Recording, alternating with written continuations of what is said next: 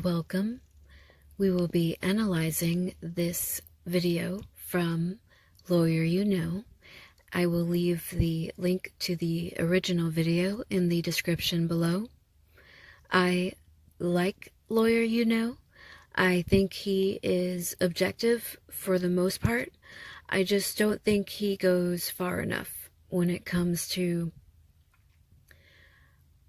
his opposition on things, like especially if like things are,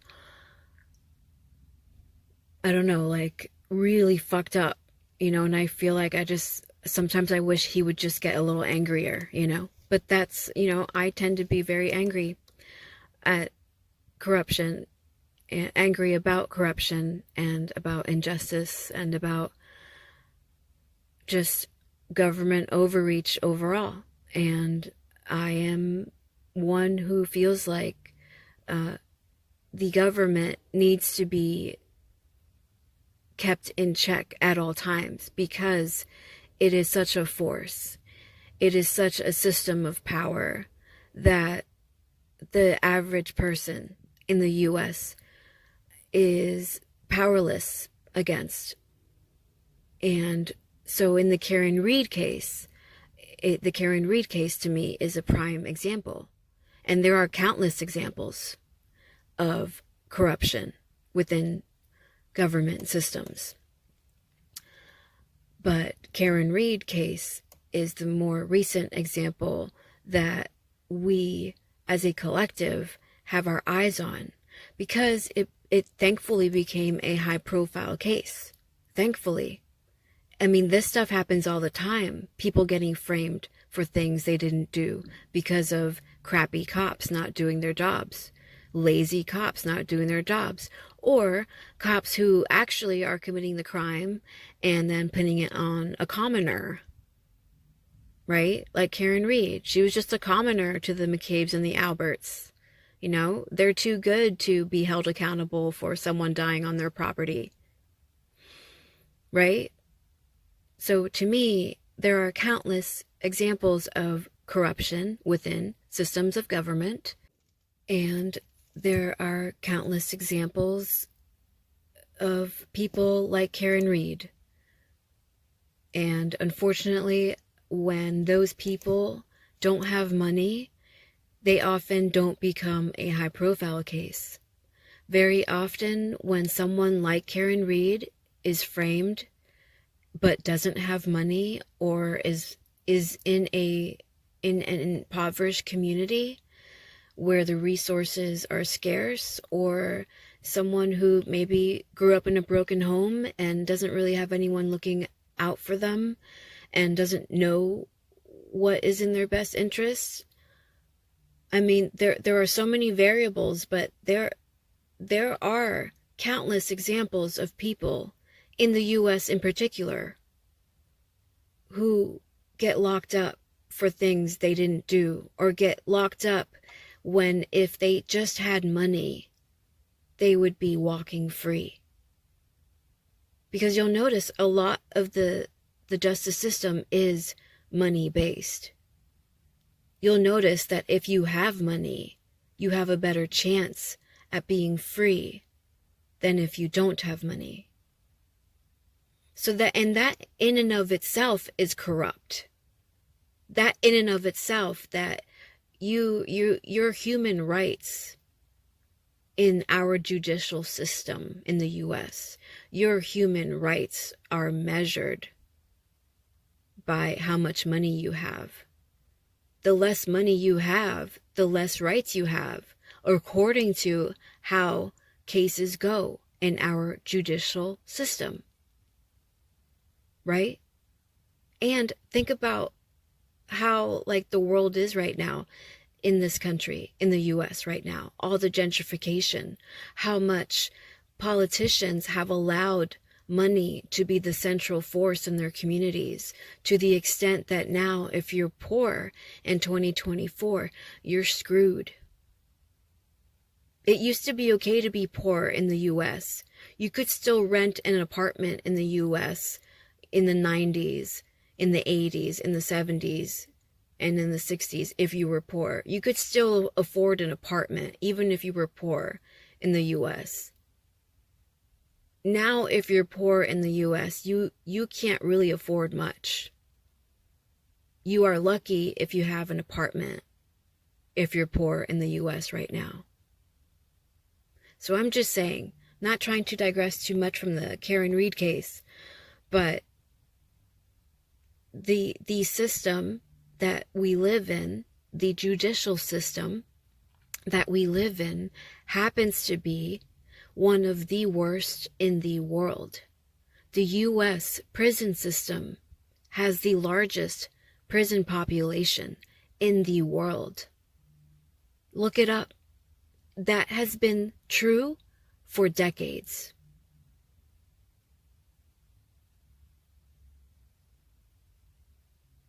To me, it's a sign of a broken country. And the Karen Reed case is a sign of the zeitgeist coming through. How? Because people conducted actual research. People paid attention to the details of this case. People determined on their own that the official narrative was not worth a dime, that something was not right in Canton, Massachusetts. The community, the ears of the community perked up. By and large, yes, there are small pockets of people who want her to go down. There are people who hate her and they just love hating her. And they're always going to hate her no matter what facts you throw at them, no matter what science you throw at them. No matter if the FBI and the DOJ essentially exonerated her. You know, there are always going to be haters out there. Always. Doesn't matter who it is. By and large, however, the community has spoken, and if what the defense is saying is true, that 4 jurors blew the whistle, so too has the jury spoken, that 12-0, she was not guilty of count 1 and 3.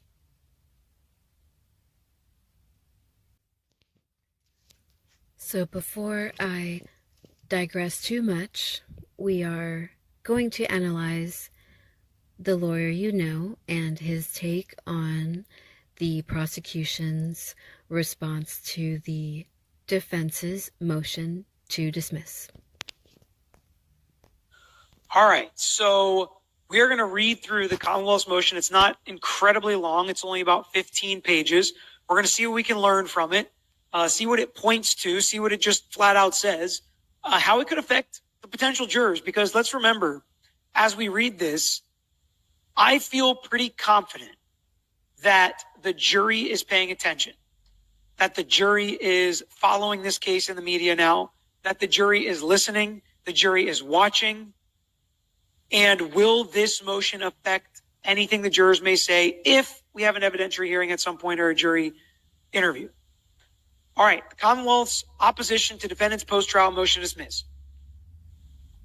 Now comes the Commonwealth in opposition to the defendant's post-trial motion to dismiss her indictments for second-degree murder and leaving the scene of the accident causing death, as the defendant's motion is premised upon hearsay, conjecture, and legally inappropriate reliance as to the substance of jury deliberations. Further, contrary to the defendant's claims, throughout jury deliberations, the defendant was given a full opportunity to be heard. The jury's communications to the court explicitly indicated an impasse on all charges, and the court carefully considered alternatives before declaring a mistrial. The defendant's unsubstantiated but sensational post-trial claim that the jury reached a unanimous decision to acquit lacks any merit or legal foundation. So, with the opening paragraph, to give us an indication as to what's going to come in this motion, I will tell you, and this probably will surprise some, it won't surprise others. There are points and parts of this motion I absolutely agree with the Commonwealth on. But there are other parts I absolutely don't agree with or understand how they could possibly be promoting truth and justice with some of the positions and arguments they make. So it's going to be an interesting read, because there are going to be parts, like I said, that I'm like, yeah, I get it. And I kind of agree with them. And if that's all there was, I might rule in their favor. So let's take a listen and take a look. On June 9, 2022, defendant was indicted by a Norfolk grand jury for second-degree murder, manslaughter while operating under the influence, and leaving the scene of personal injury/death. A 10-week trial commenced. The jury began deliberations on June 25th. In addition to 3 indictments, the jury was instructed on 2 lesser includeds to manslaughter while operating under the influence: 1, involuntary manslaughter, and 2, motor vehicle homicide, operating under the influence of liquor and negligence. The defendant's motion states that the court's decision to declare a mistrial was sudden, brief, and unexpected. Neither preceded nor accompanied by discussion with counsel. Yet, the defendant's motion and supporting affidavits of counsel inexplicably omit the full opportunity that the defendant was given to be heard and the defendant's consent to the mistrial. Beginning on Friday, June 28th, 2024 at approximately 12:15 p.m., the jury sent a note stating, "I am writing to inform you on behalf of the jury that despite our exhaustive review of the evidence and our diligent consideration of all disputed evidence, we have been unable to reach a unanimous verdict." At that time, the court requested argument from the Commonwealth and the defendant as to whether the jury had engaged in due and thorough deliberations. The Commonwealth responded that the jury had not had sufficient time to deliberate and requested that the jury be instructed to continue their deliberations.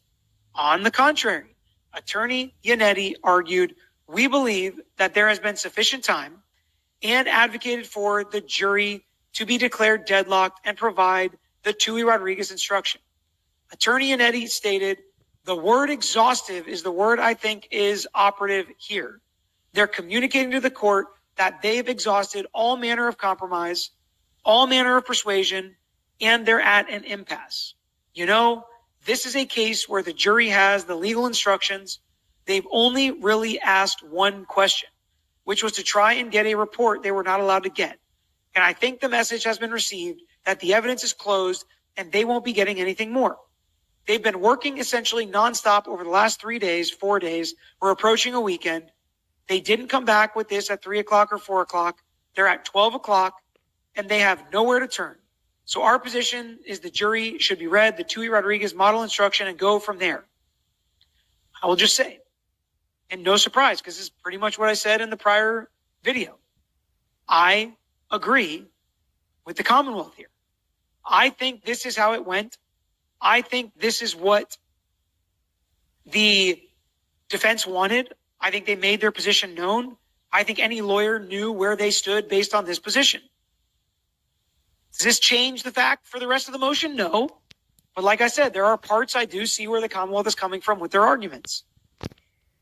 And I disagree with him. If you watched my previous video, he missed the word all. That and to some people, the fact that the prosecution used the word all charges, referring to the jury, that the jury explicitly stated they were at an impasse on all charges. That's what the prosecution said in this motion. And the lawyer, he just read it and he had no reaction to it. It's like maybe he's overlooking it too, and some other people are overlooking it too. To me, you can't overlook it, because at no point did the jury in any of their notes say they were at an impasse about all of the counts. They only said, or the charges, they only said the word charges, that they couldn't decide on the charges. 2 words, the charges. They didn't say which charges. They didn't say all charges. And that's a big deal to me.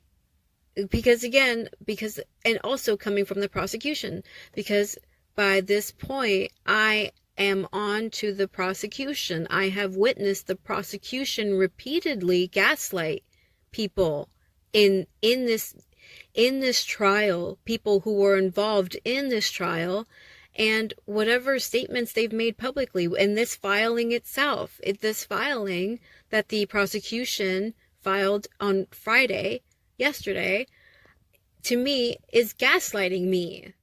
Like, I know what fucking happened during the trial. And they are summarizing it in a light painted in their favor, in the prosecution's favor. They're doing the angle thing, where don't look at it from the defense's angle, don't look at it from the defense's point of view, look at it from our angle, from our point of view. Yeah, it looks really ugly from our point of view, doesn't it? Yeah, because you're leaving out evidence, and you're obfuscating, and you are lying. And you're implanting words that the jury didn't use. The jury did not use all charges. They said the charges.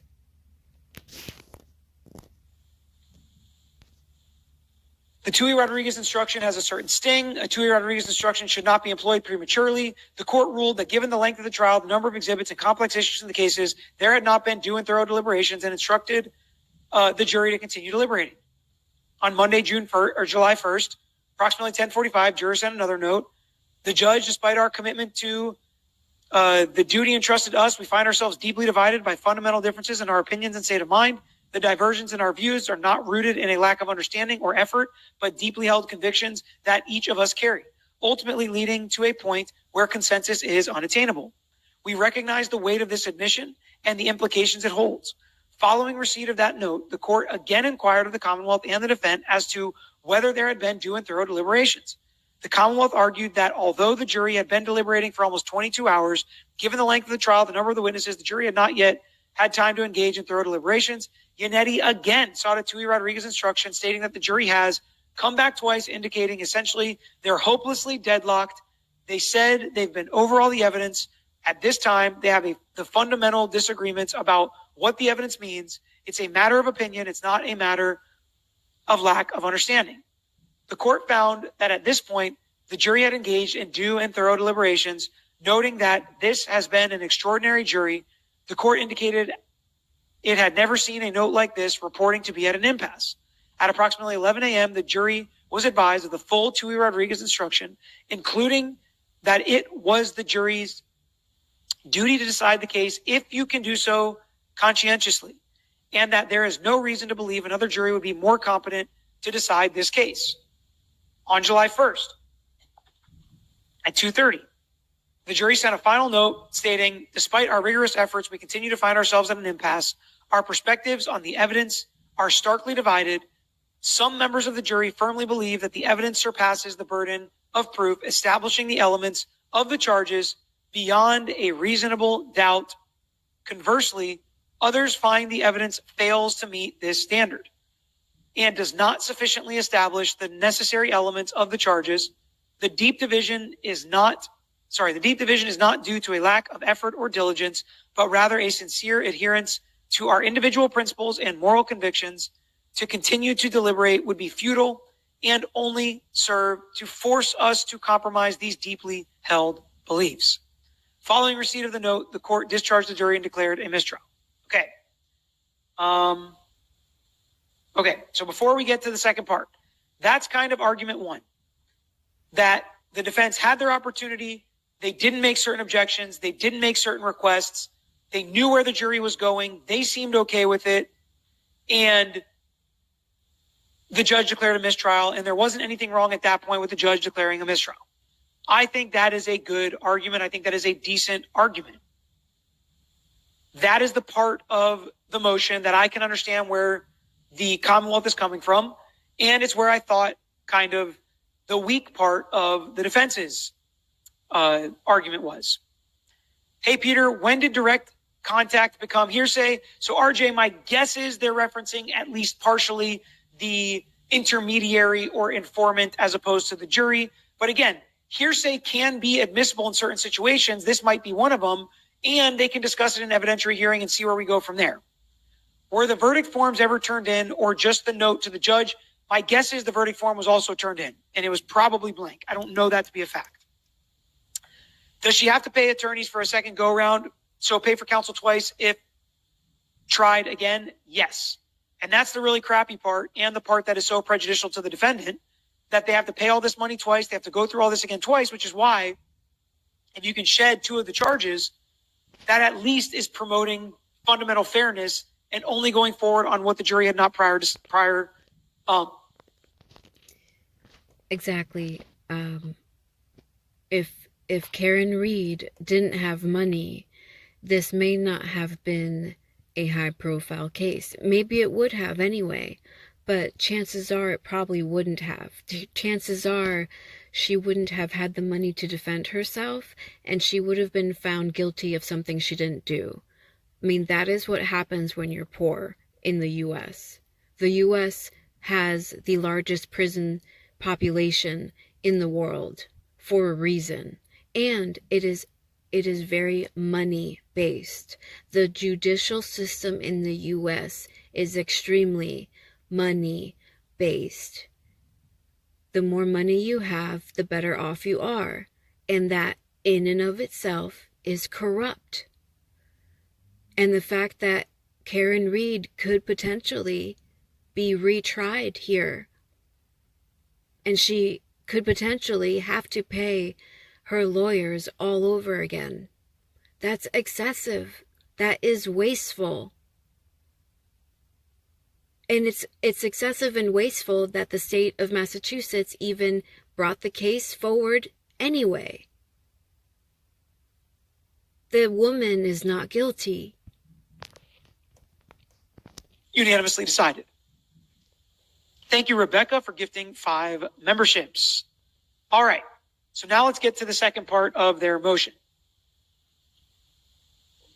The representations made in counsel's affidavits have no legal bearing on the mistrial, as the jury did not reach any verdicts, partial or otherwise. So this is interesting that they say it has no bearing. So statements directly by jurors have no bearing on anything in this case. Find that hard to believe. That's what they say. They're coming out swinging. Verdicts must be reported in open court. He said they're coming out swinging. Yeah, that's the prosecution. They come out swinging. Adam Lally came out swinging.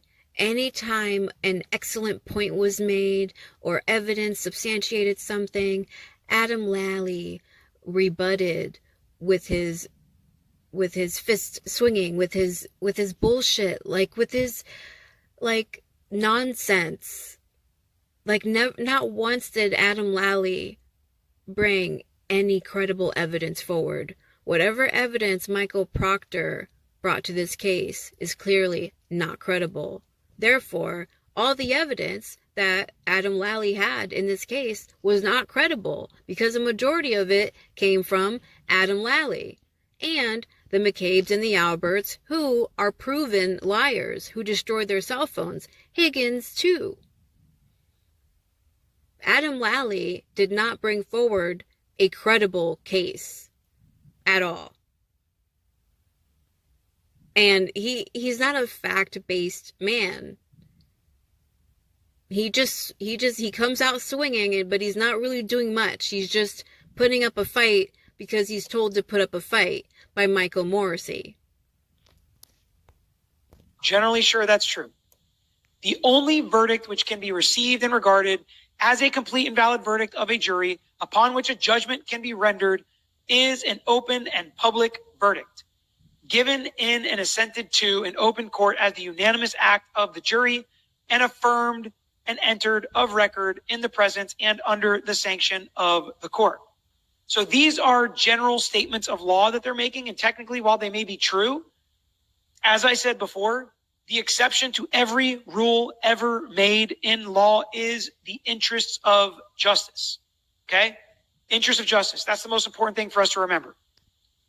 The verdict which determines the rights of the parties and is admitted of record and upon which judgment is rendered is the verdict received from the lips of the foreman in court. By the way, all of these discussions about verdicts don't necessarily force the judge's hand in granting a motion to dismiss. Because you don't have to have a verdict to have double jeopardy. You don't have to have a verdict to dismiss this case, right? We've seen mistrials that are because of the prosecutor or because of misconduct. So you don't ever get to a verdict, but the judge can still dismiss it. The judge can still find that double jeopardy would be violated. An appellate court could find something like that. Or, of course, the prosecutor could do the right thing and in the interest of justice say, if this jury really did unanimously find not guilty, let's not retry her on those charges. That's the elephant in the room for these prosecutors. Exactly. If you listened to my previous video about the prosecution's response to the defense's motion to dismiss, like at no point is the prosecution in their response saying, hey, you know, if this is true that these 4 jurors came forward and contacted the defense and these 4 jurors are telling the defense that 12-0 said she's not guilty of counts 1 and 3, then by all means, court, let's investigate this. Let's schedule an evidentiary hearing. Let's call the jury back. Let's ensure their safety and their anonymity. Let's just take good care of them and let's get down to the bottom of this, because maybe they were confused about the instructions after all. They're jury instructions after all. And we certainly don't want an innocent woman to be retried needlessly, excessively on the tax dollar. But no, that's not Adam Lally. That's not the prosecution. That's not District Attorney Michael Morrissey. That they refuse to see, that they refuse to act on, is doing the right thing. Go ahead and retry her for manslaughter. It seems like they almost won that battle. Go ahead. And there are people that are going to be very mad at that. There are people on the internet that think no way they should be able to do that. There's not enough evidence. This jury, there were reasonable jurors on this jury that would have voted guilty for manslaughter. So it is legally appropriate. Now, I may disagree with it. If I was, czar or king of the world or had the autonomy to choose whether or not I would prosecute this case, my answer would be no. And that could be different from prosecutor to prosecutor, from lawyer to lawyer, from judge to judge. But legally, he says it could be different from lawyer to lawyer, but I can tell you that the 4 lawyers I follow on YouTube who are amazing and excellent, every one of them said that the state of Massachusetts shouldn't have brought this case forward. Every single lawyer that I follow said the state of Massachusetts failed to prove their case. Karen Reed did not do this. But somehow Adam Lally doesn't get it. He doesn't get it. Speaking, there's nothing wrong with them retrying her on count 2. Is that the case for counts 1 and 3? That's the question here.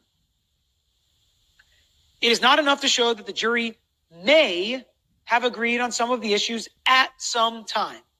If that limited showing were to control, uncertainties would be invited. I completely agree with that statement by the prosecutors. Can I highlight it? No. Right here.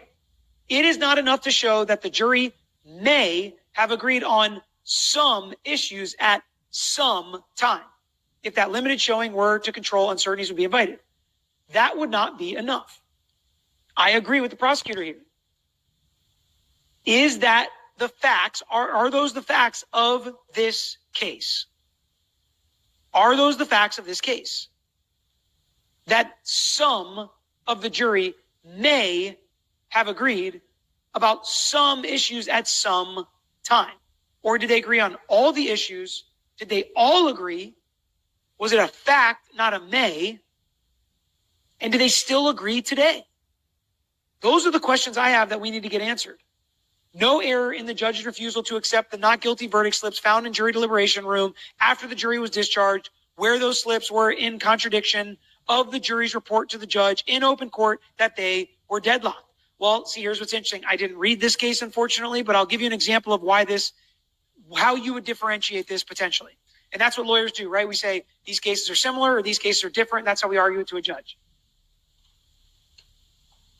So when you have a situation like this where verdict forms were found back and they may have been checked off guilty, but they came back and they were deadlocked, my question would be, was it only one count? Was it a superior charge where there were lesser includeds? How similarly or different was it than this case? Because if it was a single count DUI and they had checked not guilty and then they continued to discuss it and then they went and told the judge they were deadlocked, of course, that verdict form would not rule the day. If there were multiple counts, then it might be a lot more like this case. The hearsay comments and juror statements about what happened are legally irrelevant as the jury failed to reach any verdicts. Is that true? Is the question. All right, here's Bluford, which we've broken down in detail in the last 2 videos. The jury sent a note to the court indicating they were hopelessly deadlocked. The court asked the foreperson to disclose the jury's votes on 3 charges, which we didn't get in this case. First degree manslaughter and negligent homicide. The foreperson reported the jury unanimously agreed the defendant was not guilty of the first degree.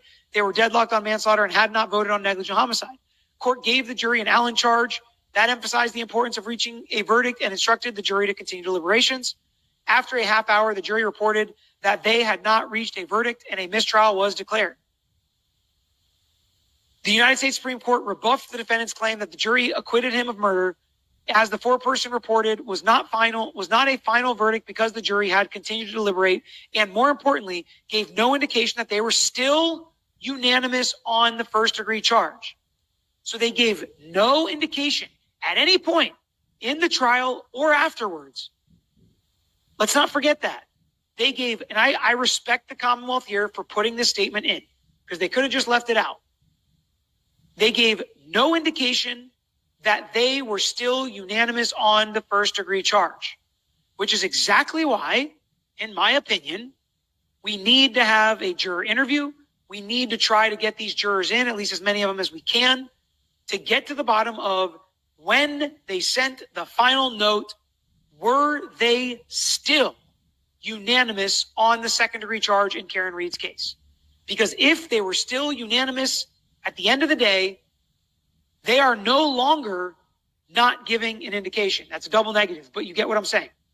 In this case, they gave no indication that they were still unanimous. If they would have, then it could be a different outcome. The if-then proposition here. If they're still unanimous, then it would make a difference. But they weren't in that case, so it wasn't. Are they in Karen Reed's case?